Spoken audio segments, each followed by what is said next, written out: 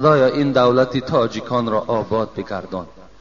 خدایا معرفت اقتصاد این دولت ما را خدای مهربان بلند بگردان. خدایا صلح و آسایشتگی و یکدیگر فهمی را در این تاجیکستان ما برقرار و بردوام نگه بدار. و خدایا رئیس جمهور ما هم که برای بهبودی این ملت تاجیک، برای این مملکت تاجیکان سعی و کوشش ها دارد، خدایا ایشان از همه آفت ها در حفظ و امانت نگه داری. آمین و رب العالمین. رخانه شفا فرما داروهای طبیعی را به شما پیشنهاد میکند. سامیون وان برای شخصانی که خراب هستند و میخواهند وزن گیرند. ام پلوس اپیمدیوم برای با قوت شدن، خوب کردن گردش خون، برای طولانی کردن همخوابگی. ماس پیگمنتو برای کسلی های پسریاز و سفید شوی پوست. بین داکس برای ریزانیدن کرم های معده و روده. مینوکسیدیل برای برآوردن ریش و موی سر. کرم فرانک برای دراز نمودن مهلت همخوابگی. ماسلا خیلبی برای ریزانیدن سنگ‌های گرده و تبابت آن. فات زورب برای کم کردن وزن زیادتی. السلام علیکم دوستان عزیز. آیا شما برای گذشتن از سرحد دشواری میکشید؟ مهلت حجت‌هایتان به آخر رسیده است. پس من برای شما خدمت رسانی شرکت نور محمد را پیشنهاد میکنم. با ماشین‌های نو و زمانوی، با باوری و اعتماد کامل، توسط رانندگان مرد و زن، شما را از منزل استقامتیتان تا خط سرحد برده برای عبور مرز مساعدت می نمایند. یادآور می شویم که اگر شما از نام شبکه حاجی میرزا مراجعت نمایید، برایتان تخفیف ارائه کرده می شود. رقم ها برای تماس: جمع 7 926 319 59 61. برای شما جواب این سوال ها را پس گردانم. در برابر آمدن یک برادر از من یک سوال کردن که آیا آدم می تواند که گوید که پروردگارا مرا هلاک کن؟ الحال یک برادرمان از دوشنبه بوده است، از ما سوال کردن که راستی بار از همین حیات بیزار شدم. همین حیات برای من دیگر هیچ لذتی ندارد. وقتی می بینم اینقدر فحش فاحشگی، اینقدر رسوایی، باور کن گفت همین دنیا برای من تنگ است. نمیخواهم که در همین حیات باشم. شاید که از حساب اینها من هم در یگان گناه مبتلا شوم. گفته با این مقصد میخواهد که دعا کند که خداوند جان او را قبض کند.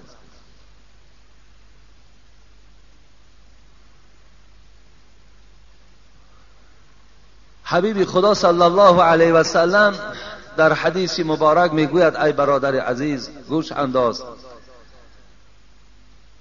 لا یتمنین احدکم الموت لضر. شما هیچگاه، حبیب خدا گفتن، آرزو و تمنای مرگ نکنید.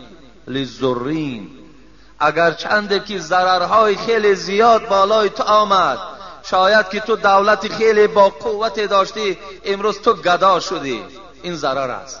شاید تو صاحب فرزندای زیاد بودی، صاحب زنی خوب بودی، اونا از دست تو برآمد رفت، این هم ضرر است. شاید که پدر و مادر تو از حیات گذشت، شاید بهترین فرزند تو خداوند جانش قبض کرد، همه اینا ضرر هستند. حبیب خدا میگوید، یا اینکه این برادری که امروز میگوید در این خیل جامعه برای من حیات بردن خیلی مشکل است، اینم گویم یک ضرر برای اون برادر است. حبیب خدا میگوید لا یتمنین احدکم الموت لضر. شما حقوق ندارین ای بندگان خدا که مرگ آرزو کنید، حقوق ندارین. برای شما پروردگار چون این شرایط نداده است که تو گویی ای پروردگار جان مرا قبض کن، من از این حیات بیزار شدم، خدایا جان ما بگیر، این تو حق نداری. زیرا که حیات این خودش به نهایت نعمت کلان است. این حیات بسیار نعمت قیمت است. گفتی حضرت صوفی اللیار خدا رحمت و مغفرت چون کند، نفسهای تو هر یک در نایافت، هر یک نفسی که الحال تو میکشی، هر نفسی که داخل میدراری، اینا به منزله در هستند. میگه در میدانیم همون بریلیانتی که میگوین که شاید یک نگینش یک دولت اگر بسنده باشد یا گویم که از او در قیمتی پستر هم که داشته باشد، هر یک نفسی تو میگد از بریلیان دیده قیمتتر است. هر یک نفس. امروز ما با قدر نفس نمیرسیم، آزاد برآورده و درآورده استیم، در کدام راه صرف می شود پروا نداریم. حضرت میگوید با دقت باشین، همین نفس‌هایی که تو برآورده ایستاده بسیار قیمتند. نفس‌های تو هر یک در نایافت برایت گر به فکر و ذکر وحاق. کدام وقت قیمت است؟ کدام وقت بریلیانت از بریلیانت دیده قیمت تر است نفسی تو؟ زمانی که اگر همه وقت این نفس‌های تو وقتی می براید با چی می براید؟ سبحان الله، الحمدلله، الله اکبر.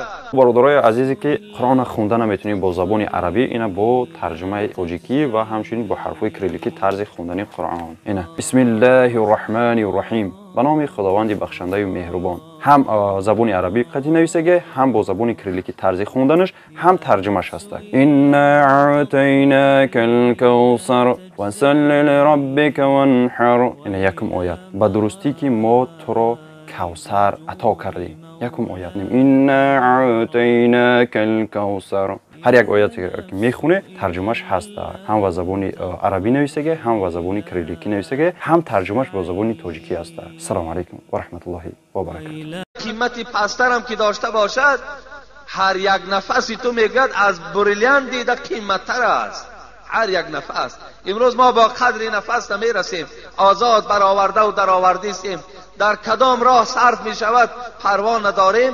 حضرت میگوید با دقت باشین، همین نفس‌هایی که تو برآورده ایستاده بسیار قیمتند.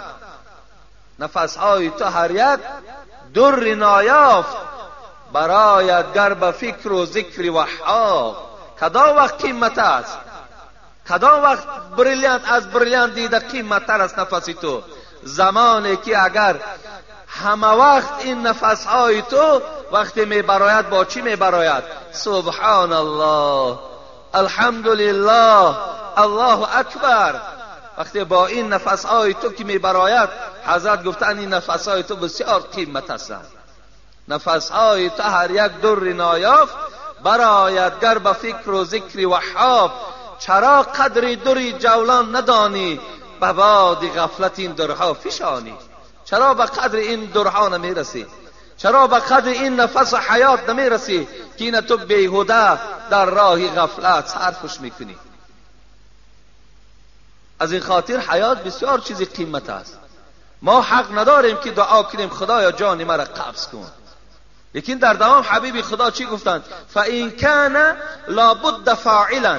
اگر بسیار ضرور شد، مثل این برادری که الحال از من سوال کرد، بسیار ضرور شد که تو دعا کنی که پروردگار جان من قبض کن، تو با این طریق دعا کن. چی دعا کن؟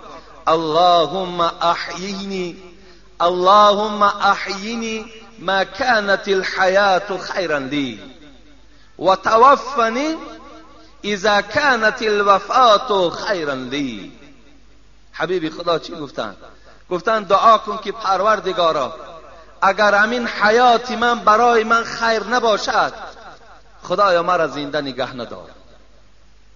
یا پروردگارا مرا زنده نگه بدار هر وقتایی که اگر همین حیات برای من حیاتی خوب باشد، اگر همین حیات برای من حیاتی خوب باشد، عاقبت خوب داشته باشد، حاصل خوب دهد، خدایا مرا در همین دنیا زنده نگه دار.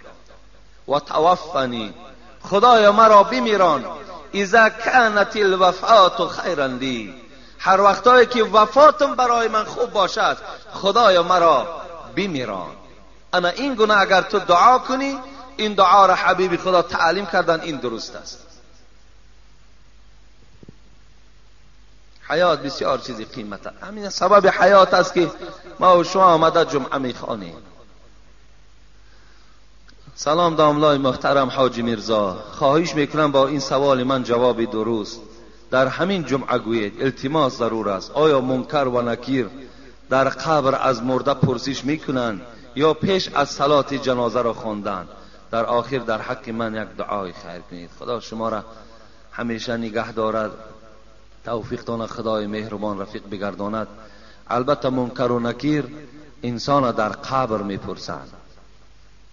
این پیش از صلات جنازه نیست، بلکه بعد نماز جنازه، بعدی که ما و شما را در قبر جای میکنند، ان همون حالت از ما و شما چی میپرسند؟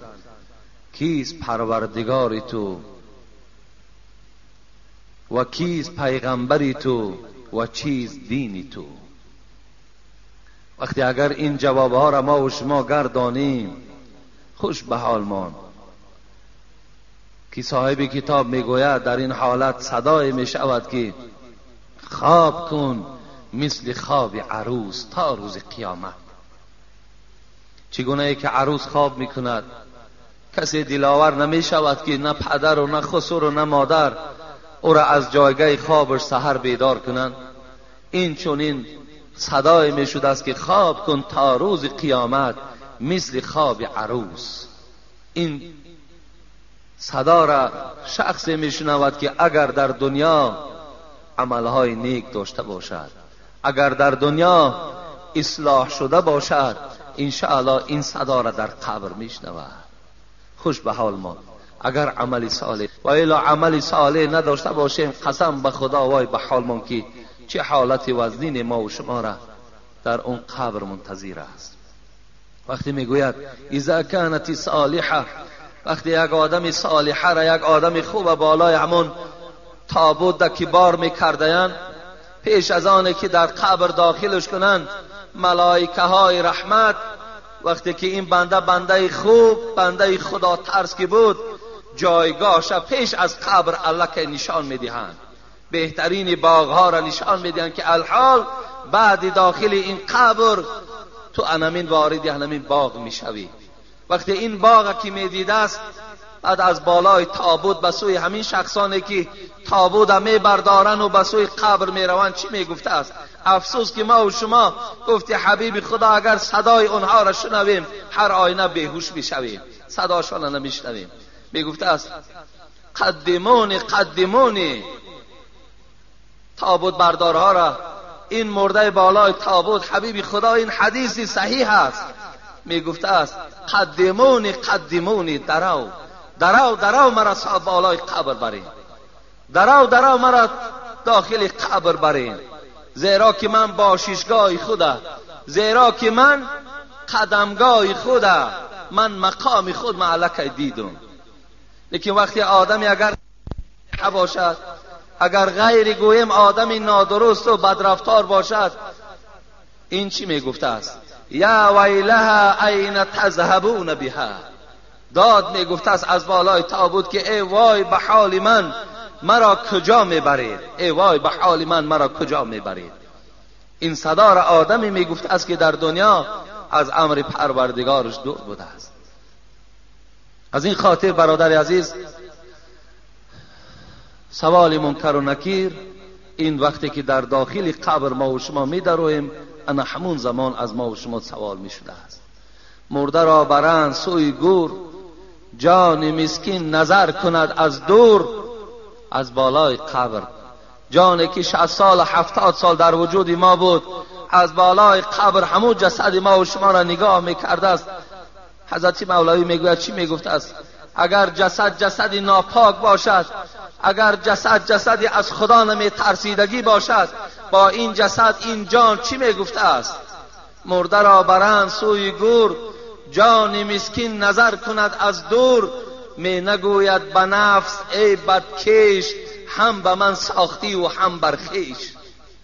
تو کار کردی در دنیا که تو نه صحبت داملا گوش کردی و نه صحبت عالم گوش کردی و نه به قرآن تکیه کردی و نه به حدیث پیغمبر رو تکیه کردی. چنان عمرت به یک تاریکی و سیاهی گذرانیدی که الحال تهدید پروردگار است. میبینی که حال تو و حال من چی میشود؟ تهدید از طرف پروردگار است. الحال تو هم مانده میشوی، تو هم در عذاب هستی، منم از پشت تو در عذاب هستم. این که میخستی و میخفتی زن و فرزند و مال میگفتی، بی وفا بوده است مال و جفت، نزد مولای خود چی خواهی گفت؟ تو جسد بودی که همیشه برای بهبودی اولاد و اجداد و خانت مهنت داشتی، لیکن برای آبادی قبر و قیامت هیچ کوشش نداشتی. الحال میبینی که با تو چی معامله میشود. السلام علیکم داملای عزیز، آیا در تلفن ها آیت قرآن میگذارند جایز است یا جایز نیست؟ بخشش داملای عزیز.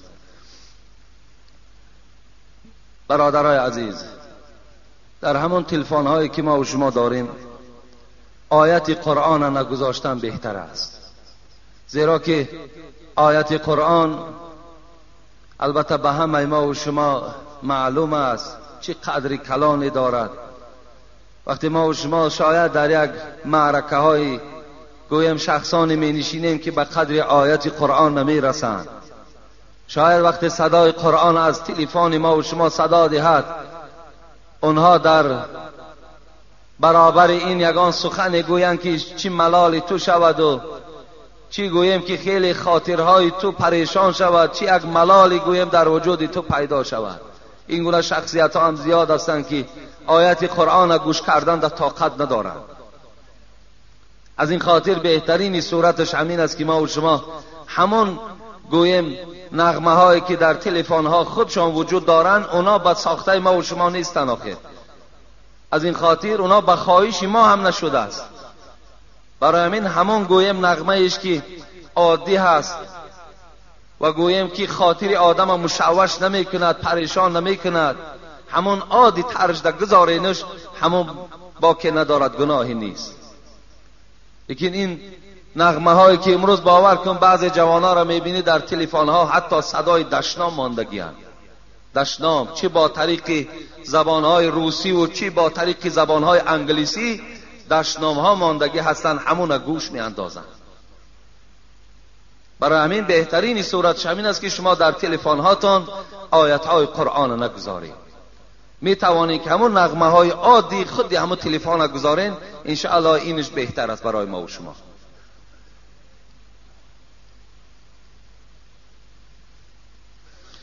بسم الله الرحمن الرحیم. السلام علیکم داملای عزیز. دو کس با یکدیگر باور نمی کنند، عائله بنیاد می شود یا نه؟ از کجا بنیاد می شود؟ وقتی اگر دو نفر یک جا گویم زن و شوهر زندگی داشته باشند، با یکدیگر هیچ باوری ندارند، در اصل این زندگی با حلاوت نیست. زندگی یکدیگر فهمی نیست.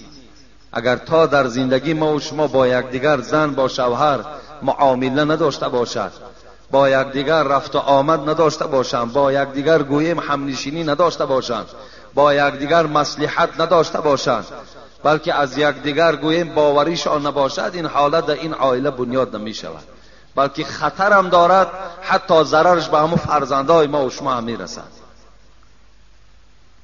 می گویند که دوست داشته نگیرید که در عائلتان دائم جنگ و جنجال است. وقتی سفید را نمی بینید، ناگشته گیری به قدرت می رسد. راست است یا نه؟ در اسلام ما و شما گشتن گفتگی وجود ندارد. مثال تو گشتگی بگیری عائلت مثال سیاه می شود، ناگشته گیری عائلت خوب می شود. از روی گویم جمله بسیار جمله خوب. در اصل اگر ناگشته گیری مقصد از حرام های پروردگار که دور هستی، انشاءالله شاید زندگی خوب باشد.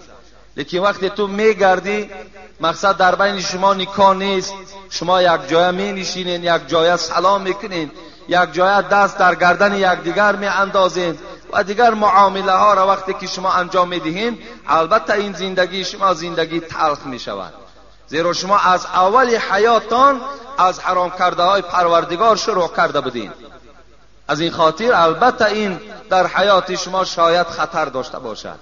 در اسلام نگاه کردن زن گناه نیست، اگرچند که اگر یک 15-20 ساله ها پیش گیریم، مثال ما و شما را نادیده زن میدادند، همون پدر و مادر میدید میآمد میگفت که بچم دید معقول است، تمام همون نکاح کرده میدادند.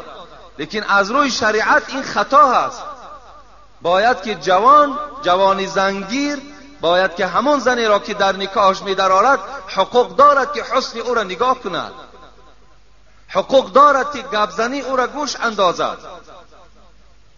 زیرا وقتی که نزد رسول اکرم صلی الله علیه و سلم آمدن گفتند ما می‌خواهیم از زنهای مدینه زن گیریم، حبیب خدا گفت به زنهای مدینه نگاه کنید که آنها در یک چشمشان خال دارند، شاید به شما معقول میشوند یا نمیشوند. برای همین دیدن زن این در اسلام گناه نیست، لیکن برای او جای واخوری اعلان کردن، با او دستی به دست کردن، شبها مثال سیر و گشت کردن، اینجا اسلام رخصت نمیدهد. شاید که تو ویا نکاح کرده نگیری، با او 1 ماه گشتی، 2 ماه گشتی، 1 سال گشتی، همون دختر را بدنام کردی، او دیگر ویا کسی ویا خواستگاری نمیکند.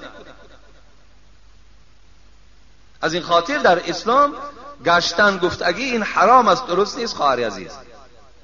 برای این بهترین صورتش همین است که اگر میخواهین کدام شخصی را که میگیرین شما حقوق دارین که به حسن او، به رفتار او، از احوال او پرسین که اگان گویم گرچیک و بنگی نباشد. این امروز مثال بسیارش نمیبینم، بیچاره میگیرم میبیند که یک بنگی هست یا میبیند که گرچیک است، همون گرچیکایی که ما و شما میگوییم. برای همین البته این چیزم باید جستجو کردن در کار، تا که حیات این حیات است. این دختر ما 16 سال 17 سال پرورش کردیم به خاطر که این شوهر خوب دهیم. ما مسئولیم در این، ما صاحب داماد خوب شویم، صاحب داماد شویم که فردا خانه او در آمده از دسترخوان او 1 پیاله چای خوریم، صاحب نبیره های خوب شویم که اون فردا این نبیره ها در حق ما دعاگو شوند. وقتی ما میبراریم دختر در یک اوباش میدهیم، پس حال دختر ما چی میشود؟ اینش هم باید البته اینا شرطن در اسلام. برای همین گویم برای عاشقی همین لیلی و مجنون برای همه عاشقا درس است. حال همین عاشقی لیلی و مجنون چی شد آخرش؟ همین عاشقا باید که از لیلی و مجنون عبرت گیرند. عاشقی هیچ وقت آینده خوب ندارد. بسیار عاشقا را دیدیم، باور کنین چندین تاش آمده الکی گویم که طلاق کردن و از یکدیگر جدا شدن. چندین شخصانی که یکدیگر را در حیات دوست می داشتن عاشقی کردن، شاید 1 سال و شاید از اونم بیشتر. السلام علیکم داملای شیرین سخن. مادر من میگوید که سحر بر وقت خیستی اول دروازه را بگشا، فیض و برکت در خانه امان عطا می شود. بسیار سخن خوب گفتند. سحر بر وقت خیستن این عادت هر یک مرد مسلمان و زن مسلمان است. سحر که امیر صبح که دمید، وظیفه هر یک مرد مسلمان و زن مسلمان این است که از جایگاه خواب بسم الله الرحمن الرحیم گفته خیزند و به سوی حمام روان شوند از پی طهارت و از پی عبادت سحر. این البته عادت گویم یا این گویم وظیفه هر یک مرد و زن مسلمان است. سحر خیزید دروازه تان کشایین، البته فیض و برکات در خاندان شما نازل می شود. لیکن دروازه را کشایی و خواب کنی نماز تنخانی، اینجا بلا و آفت می آید، فیض و برکت نمی آید. دروازه کشاده هم که باشد از خدا نترسی، دروازه کشاده هم باشد تو به حرام های پروردگار اگر اطاعت پروردگارش باشد. حالی سحرها میگذره، مثال گویم بر وقت که میخیزیم نظر میکنی مثال اکثر مردم خوابند. بعضی خانه های را میبینی که خدا را شکر که خدا ترس که هستند، میبینی الکی پس های همون بانگ هاشون آب شپیدگی و رفتگی هستند. خوش به حالشان باور که همین وظیفه را هر کدامت باور کن در خانه اولین درجه بگذار که سحر از پاکیزه کردن پسی دروازه اگر در سکسیه ها زندگی کنین، رفتن همون پدیزداتان این حتمی و ضرور است. اگر در خانه های محلی باشین پس های بانگ آب شپیده رفتن، به خدا قسم این آدم خیلی آدم ایماندار است، زیرا که تازگی این خودش از اسلام است. حبیب خدا میگوید که النظافه تدعو الى الایمان والایمان مع صاحبه فی الجنه. ببین النظافه تدعو الى الایمان، نظافت، پاکیزگی این چی است؟ آدم ایماندار میخواند، با ایماندار آشنا هست تازگی، و آدم ایماندار باشد همراه ایمان همراه صاحبش در جنت است. برای همین بسیار در تازگی اهمیت دین، خصوصا حتی در لباس هاتون هم، در لباس پوشی هم. من جمعه پیشین یک حدیث را خواندم، شاید که اکثریت شما نشنیده باشین. رسول اکرم صلی الله علیه و سلم گفتند لا يدخل الجنة من كان في قلبه مثقال ذره من کبر. کسی اگر در وجودش به منزله یک دانه ارزن اگر کبر داشته باشد، پروردگار او را جنت نمی درآورد. جنت بر آدم تکبر حرام است.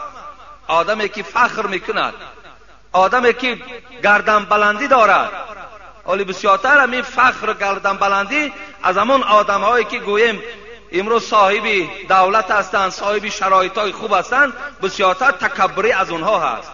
آدمی کمبغل معلوم است که بیچاره ایش تکبری هم کردن نمیتواند. با چی تکبری میکند؟ گفته حضرت عبدالقادر بیدل که تواضع زی گردن فرازان نکوست. اگر آدمی گردن فراز، آدمی که خدا دولتش داده است، پولش داده است، خانش داده است، خوش به حالش، ما طرفداریم. ما دعا میکنیم که خدای مهربان همه مسلمان ها را با دولت کند، صاحب ماشین کند، صاحب مثال پول و مال کند، صاحب خانه های بلند آشیانه شان کند. ما طرفداریم، اسلام هم طرفدار است. لیکن در برابر این قدر نعمت الله تکبری کردن، این خودش علاقه کفران نعمت است. این غضب پروردگار را بیدار میکند. حضرت بیدل همین را گفتند که تواضع ز گردن فرازان نکوست، گدا را تواضع خوی اوست. آدم گدا خودش علاقه با تواضع است. همین تواضع خاکساری آدم با دولت میزیبد. گفت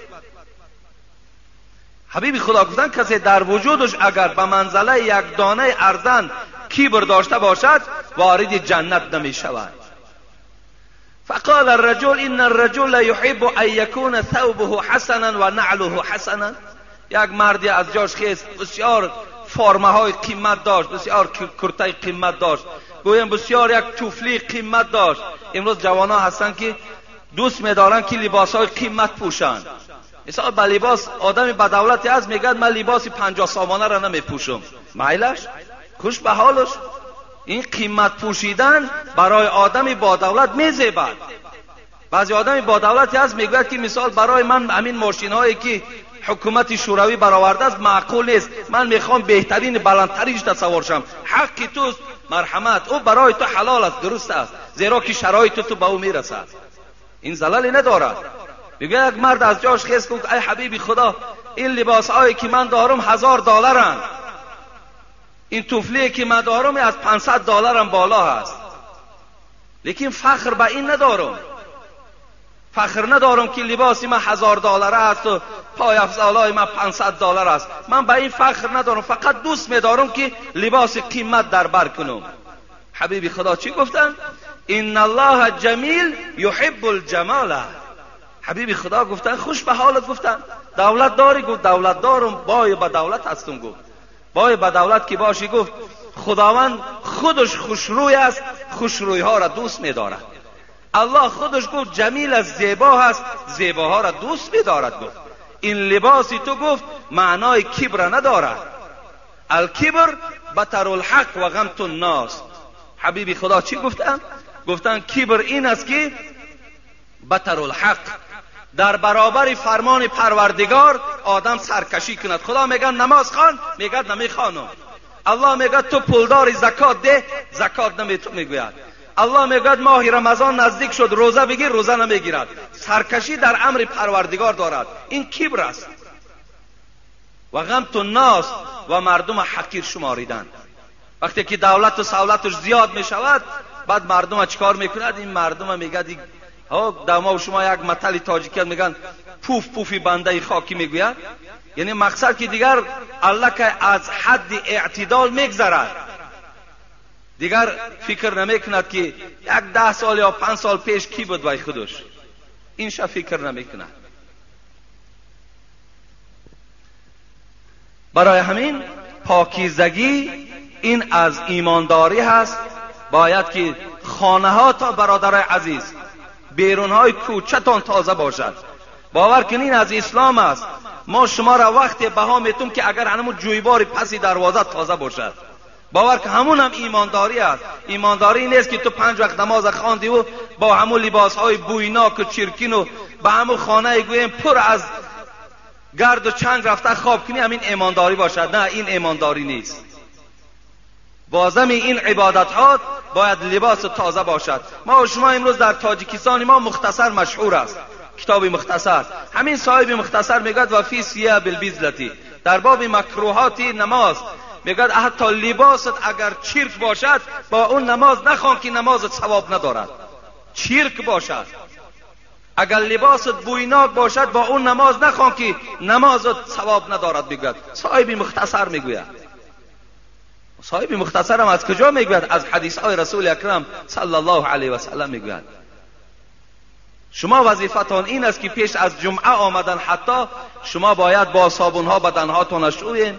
آن چیزی که زیادی که در وجود شماست تازه کنین، تراشین، پرتاین، بدنهاتون خوشبوی کنین، آمده در نماز جمعه اشتراک کنین. انا این نشانه ایمانداری شماست. این وظیفه های پیش از جمعه شما هست. ولی در پهلوی بعضی نشسته نمیشود دیگر. یا جویره بدبو میکند، یا بدنت بوی میکند، یا همون پشمای زیر کشت مثال تازه کردگی نیست. یعنی مقصد در برت نشسته نمیشود. یالا که علامتی چی است؟ علامتی ضعیف ایمانی تو است. تازه کو بدن تا، پاکیزه کو. هر حالت مرگ به بالای تو می آید. مردشوی های را دیدم که تنقید کردن که زیر کشش تازه نیست، زیر نافش تازه نیست، طعنت میکنن، مرده تا طعنه میکنن. برای همین هر یک حالت مرگ به سراغ شما می آید. بدنهاتون تازه باشد، خانه هاتون تازه باشد، جای خوابی که میکنین همون جای خوابت باید تازه باشد. برادرای عزیزین بسیار چیزی مهم است. الحال امروز ما و شما در روزهای عید قرار داریم، میدانین همه. فردا پس فردا عید است. امروز مهمان های زیاد الحمدلله ما هم داریم. الان در مسجد ما هم نشستن. این مهمان ها را ما و شما حبیب خدا چی گفتن؟ من کان یؤمن بالله والیوم الاخر فلیکرم ضیفه. کسی ایمان بر خدا و ایمان بر روز قیامت دارد مهمان اکرام کند. اکرام چیست؟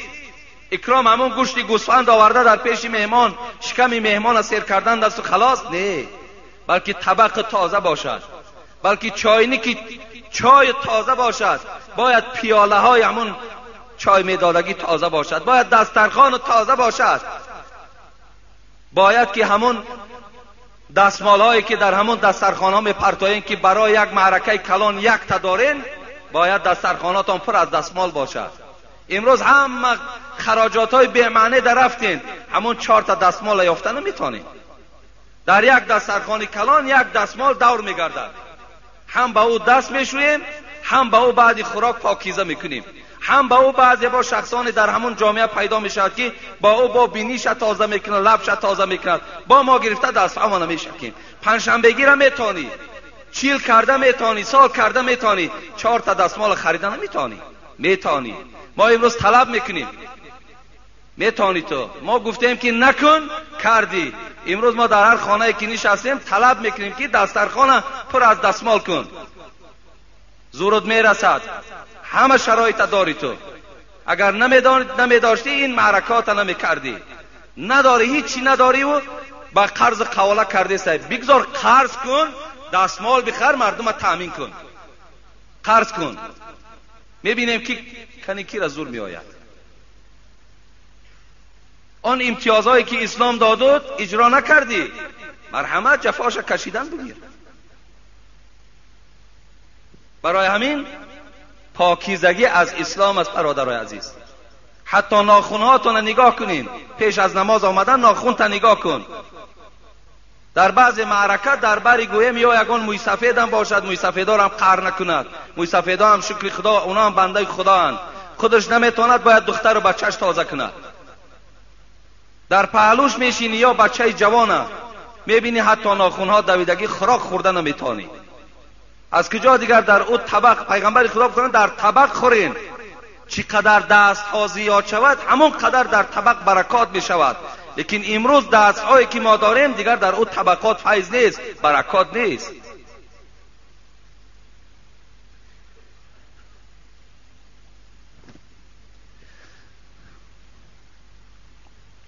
السلام علیکم و رحمت الله و برکاته. داملای شیرین سخن میگویند که پوست تخم را نجقین که 40 روز غمدار میشوید. اینا دروغ هستند. اینا از همون خرافات های هستند که ما دائم در اطرافش صحبت میکنیم که در روز جمعه غسل نکن که مثال فلان فلان میشوی گفته بود. حالا یک جوان تمام فراموش نمیکنم، همون جوان بچهای با عقل خیلی که از مسئله ها خیلی دور هستند، همین تای پاتا میگوید داملا اگر خف کنی در جنت میلش بی. بیچاره هم بچه با عقل در همین درون از من نمیشناسمش دیگر کی هست. بچه کلان اگر تای پاتا خف کنی در جنت مثال میلغجی میغلطی. این زمین جنت یخ نیست، بعد اونجا جای لغجیش ندارد. و زیر پاتا اگر که خف نکن 1-2-3 ماه پس تای پاتا نگاه کن که کدام احوال ده هسته. برای همین این هم یک از جمله گویم همون خرافات ها هستند. برای همین اینا در تماما اهمیت ندید، اینا دروغ هستند. مثال اگر پوستی تخم شما مثال اگر جقیدین 40 روز غمدار میشه. الکی ما گفتیم و ما اصحاب من مصیبت الا باذن الله. پروردگار میگوید هر غم و دقتی که به سر شما میآید همش به اجازت من میآید، نه پچاقی تخم و نه دیگر هیچ کار کرده نمیتونه. اگر در خواب پوف کنی ثواب است. این کدام بیچاره همین گویم نو اینا چی معنی ندارن.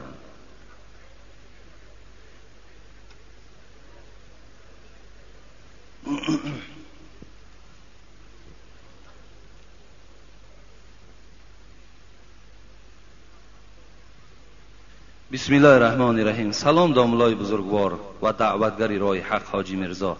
ما یک گروه سوداگران بازار سلطان کبیر و شما احترامی بسیار قائلیم و از دوشنبه برای نماز جمعه و پرسیدن چند سوال از شما به اینجا آمدیم. التماس با این سوال ما جواب دهید. یکم دشنام دادن چه حکم دارد؟ بعضی ها به هم شوخی میکنند و همدیگر را دشنام میدهند. بیشتر مادران همدیگر را دشنام میدهند. عاقبت کار این گونه افراد چیست؟ چگونه عذاب منتظر اینها هست؟ یک سوال بود از برادرایی که سلطان کبیر ده کار میکنند. السلام علیکم ایشان حاجی مرزا. هزار شکر به سوی خدا که چی بهبودی های در اخلاق ما جوانان پیدا کرده ای و ما جوانان کولاب که در اکثر جایها می نشینیم در حق شما دعا میکنیم و از شما با یک خواهش که امروز جوانان زبان دشنام کننده دارند، یگان نصیحت بر این جوانان و دیگر شخصانی که از پیر و جوان زن و مردی که دشنام میدهند میگفتید. انشاءالله سخن شما به تأثیر نمیماند. یک گروه بچه های شهر کولاب. این سوالم گویم که از هم بچه های کولاب و هم از سوداگرهای شهر دوشنبه آمده است در باب دشنام دادن جوانای عزیز. در اصل من در این یک خطبم در این اطراف این موضوع صحبت کرده بودم، لیکن باز میگویم که حبیب خدا گفتن المسلم من سلم المسلمون من ید و اللسان. حبیب خدا مسلمان نشانش گفتن. مسلمان کیست؟ حبیب خدا گفتن مسلمان آن کسی هست که از دست و زبان او کسی آزار نمی‌یابد. مسلمان کی بوده است؟ کسی که از دست و زبانش هیچ کس آزار نیابد. نه به دست نه به زبان کسی را آزار نمیدهیم. این علامت آدم مسلمان بوده است. آدمیت چیست؟ خود را دور از شر داشتن. شیخ سعدی آدم بیان کرده ایستاد است. آدم کیست؟ آدمیت چیست؟ یا آدمیت کیست؟ خود را دور از شر داشتن، خیرخواه خلق بودن، نفع بیزر داشتن. حضرت گفتن آدم آن کسی هست که از ضرر از ضرر رسانیدن بر مردم خودش را محافظت میکند و آدم آن کسی هست که فقط فایدهش به مردم میرسد، ضرر او به مردم نمیرسد. اینا گفتن آدم میگویند. ببینید، اگر ما خواهیم که در جمله آدم باشیم، اگر خواهیم که در جمله آدم مسلمان باشیم، از روی حدیثی که در اول خواندم، باید که ما زبان آزاردهنده نداشته باشیم. من آدم گفته هستی کله جنبان. و حضرت مولوی جنون خدا رحمت کند بسیار گویم که شاید غضبناک شد. یگان شخصی را پرسید آدمی؟ گفت بلی. همین تا کلش جنبان گفت بلی آدمم. گفت یگان آدمی خیلی نادرست بوده است، خیلی آدمی دشنام کننده بوده است که پرسیده است من آدم گفته هستی کله جنبان، چرا داری مزاج خوی حیوان؟ چرا تو گفت طبیعت حیوانی داری؟ وقتی تو آدم که باشی میدانی که آدم باید سیرت داشته باشد، آدم باید اخلاق داشته باشد، آدم باید بی ضرر و بی زیان باشد. تو چرا اخلاق، چرا تو طبیعت حیوانی داری؟ چخیل آدم هستی تو؟ گفت او چخیل؟ گفت ای حضرت چی گفتن؟ گهی چون سگ شوی در جنگ اخوان، گزی هر دیل را به زخم دندان. آیا تو گفت همون آدمی نیستی که دعوای آدمی داری و گفت طبیعتی سگ در وجود راه دادی، مثل سگ میجکی، مثل سگ گویم میجکیش به معنای دشنام میدی، آزار دل برادر مسلمانت میدی. گهی سازی به هر کس خصلتی مار، دیهی هر مؤمن را سخت آزار. تو همون آدمی نیستی که خصلتی مار در وجود راه دادی که دل بنده های خدا را آزار میدهی. آیا اگر شما را کسی دشنام دهد دل شما آزرده نمی شود؟ آزرده می شود، دل شما درمند می شود. آدم مسلمان، آدم مؤمن باید دشنام کننده نباشد. آدم دشنام کننده رسول اکرم گفتن سباب المسلم فسوق و قتاله کفر. کسی که آدم مسلمان دشنام میدهد وای فاسق است. گفت فاسق شاهدیش در نکاح در مذهب امام اعظم درست نیست. آدم دشنام دهنده را در نکاح اگر کسی داند نمی دشنام کننده است، در نکاح وای ما شاهد نمیگیریم. فاسق درست نیست شاهدیش. نماز در پیش در آید، نماز مکروه است. کسی که دشنام میدهد. صحابه پیغمبر به نام ربیعه اسلمی بود. بار میگوید با ابوبکر صدیق رضی الله عنه یک جای نشسته بودند. به ناگاه میگوید ابوبکر صدیق یک کلمه را برای من گفتند که ربیعه اسلمی میگوید. کمی من ناراحت شدم. البته هیچگاه ابوبکر صدیق وی از مادر دشنام نداد، هیچگاه ابوبکر صدیق وی لعنت نگفت، طعنش نکرد. شاید برای یگان اصلاح عمل ربیعه اسلامی یگان گپی درشتی گفته باشند. ربیعه اسلامی میگوید خیلی نافار شدم، طبیعتم ناراحت شد. ابوبکر صدیق وقتی که دید چهره مرا حس کرد که از این سخن ابوبکر صدیق من ناراحت شدم. ابوبکر صدیق که آیت کریمه را از سوره احزاب خوانده بود، لقد کان لکم فی رسول الله اسوه حسنه. پروردگار گفت ای پیروای محمد، شما را گفت، ما را گفت، ای پیروای محمد صلی الله علیه و سلم، زندگی پیغمبر، زبان پیغمبر، حیات پیغمبر، رفتار پیغمبر باید برای شما درس باشد. شما تمام عبرت و عبادت و درس از حبیب من محمد گیرید. گفت خداوند. حبیب خدا زبان دشنام کننده نداشتند، اخلاق حمیده داشتند، اخلاق خوب داشتند. حضرت انس میگوید بهترین مردم از روی آداب حبیب خدا محمد صلی الله علیه و سلم است. اونقدر آدابی داشتند که حتی از معامله خوبش آدم مسلمان میشد. حکایه میارن که بار میگوید نگاه کرد یک مادری را که خیلی پیرانسال است در مکه مکرمه و در دستش میگوید همین مال زیاد داشت، گویم در همون سکه ها چیزی بسیار خرید کرده بود و این مادر بسیار بزور میرفت، بارش وزنین بود. رسول اکرم صلی الله علیه و سلم با این قدر درجات و مرتبه‌ای که داشتن دوان به پیش این مادر رفتن. صدقه های این میگه از دستش همون بار و چیزی که در دست این مادر بود برداشت و مادر گفت برابر من آمدن بگیر، من تا خانه تو این بار تو را میبرم. این کمپیر میگوید این مادر برابر محمد صلی الله علیه و سلم قدم میزد.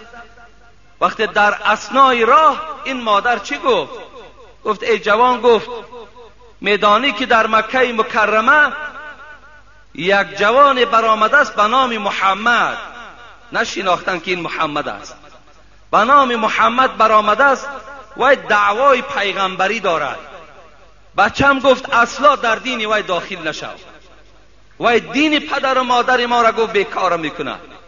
رسول اکرم صلی الله علیه و سلم در برابر این سخن مادر چی گفتن؟ گفتن ای مادر، گفتن همان محمدی که تو میگویی که دین و دین ناحق است، در دین او داخل نشو، همون محمد من هستم. گفت این مادر گفتن تو هستی؟ گفت بله من هستم. گفت اگر همون محمد تو باشی و این اخلاق و این رفتاری که از تو میبینم، قسم بر خدای تو که من به تو ایمان آوردم. ببین از اخلاق رسول اکرم، از رفتار و زبان شیرینش، یک مادری که گویا مشرک بود اسلام قبول کرد. رسول اکرم صلی الله حضرت ابوبکر صدیق این آیت را از سوره احزاب خوانده بود که برای شما باید رسول اکرم حیاتش، رفتارش، گفتارش الگو باشد، درس باشد. در حال میگوید به طرف ربیعه اسلمی چی گفت؟ ای ربیعه، گفت در برابر این سخن درشتی که من بر تو گفتم تو هم بر من بگو تا که برابر شوی. ابوبکر صدیق بهترین انسان بعد رسول اکرم، شخصی که با دو نفر پروردگار سلام فرستادگی است، یکی ابوبکر است، یکی حضرت خدیجه است، خسر رسول اکرم صلی الله علیه و سلم، یکی از عشره مبشره. در حال حیات رسول اکرم گفت یا ابوبکر انت فی الجنه، تو جنتی هستی. انا امین ابوبکر صدیق چی گفت؟ در برابر این سخنی که من گفتم ای ربیعه، یک کلمه را تکرار کن که باید برابر شویم. ربیعه اسلمی گفتن نه، گفتن من نمیگویم. گفتن رسول حضرت ابوبکر چی گفتن؟ گفتن قسم به خدا اگر در برابر این سخن من چیزی بر من نگویی، به رسول اکرم گفت من تو را خبر میدهم، نزد رسول الله از پشت تو گله میکنم. خیس از جاش میگرد نزد رسول اکرم رفت حضرت ابوبکر.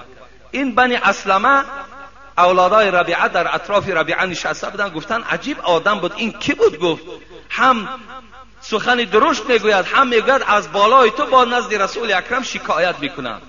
ربیعه گفت این مردم گفت زبان تا نگه دارین، این ابوبکر است. گفت این ابوبکر است. گفت اگر با شرطی که ابوبکر از من ملال شود، رسول اکرم از من ملال می شود. گفت اگر رسول اکرم از من ملال شود، الله از من ملال می شود. از این خاطر گفت زبان حقارت از ابوبکر نگه دارید. و حضرت ربیعه میگوید از دنبال حضرت ابوبکر و نزد رسول اکرم آمد. گفت ای رسول اکرم، گفت ابوبکر صدیق یک سخن در برابر من گفت، من ناراحت شدم و مرا گفت مرا دشنام ده، من تا که برابر شوی من دشنام ندادم. رسول اکرم گفتن خوش به حالت ربیعه، اگر دشنام میدادی هلاک میشدی. وقتی ابوبکر دیدی به او خبر بده که خدا تو را معاف کند، خدا تو را ببخشد. از این کلمه گفت در برابر ابوبکر صدیق چیز دیگر نگو. ببین معامله ابوبکر صدیق در برابر یک کلمه که با ربیعه اسلمی گفت که وای در قدر و در منزلت از ابوبکر صدیق پس بودند، لیکن حضرت نخواستند که بالای او چی شود؟ بالای او قصاص در روز قیامت شود. در برابر من دشنام ده. همین آدمایی که امروز دشنام میدهند، کدام او همین معامله ابوبکر صدیق کرده میتوانند؟ هیچ کدامشون کرده نمیتوانند. برعکس ما در دشنام دادن من باز تا چند گوییم که جسور میشیم، غیرت میشویم، باز در کار شود میگوید خوبش کردیم، خوبش کردیم. نمیدانیم که روز قیامت وای بالای ما دعوا میکند، وای حسنات و نیکی های ما را میگیرد. این ما و شما نمیدانیم. برادرای عزیز، این دشنام دادن هم نشانه ایمانداری نیست. من این جواب انشاءالله جمعه آینده باز کاملتر به سمع شما میرسانم. الحال انشاءالله اینجا برادرایی که خیر احسان کردگی هستند و اینجا نامهاشون آمدگی میخوانیم، دعا میکنیم و بعد جمعه شروع میکنیم.